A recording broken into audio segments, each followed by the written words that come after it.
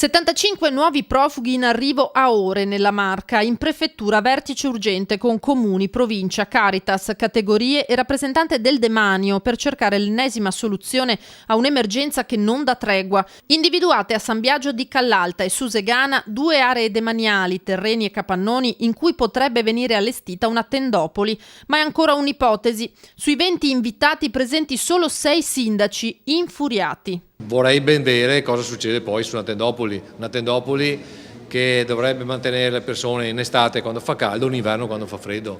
Siamo alla follia. Ci vuole l'esercito per fare un cordone tutto intorno ai campi, perché mettere insieme 100-150 persone, di quei ragazzi là di 20 anni, 25 anni che hanno forza e che spaccano tutto, ovviamente bisogna anche verificare il problema dell'ordine pubblico. Io ho ribadito che il mio territorio non è in grado né di accogliere tendopoli, perché come è stato detto poc'anzi non sono dignitose neanche per la persona e creerebbero sicuramente dei problemi nel territorio, e spazi sicuramente io non ne ho. Non solo i leghisti all'attacco del governo, non è certo morbido il giudizio del primo cittadino di Silea Piazza sulla situazione. La scaricano volutamente sul territorio. La prefettura dimostra ancora una volta di essere un ente inutile, l'esercito probabilmente è ancora fermo all'800, stanno ancora aspettando che uno si mandi le carte con gli altri.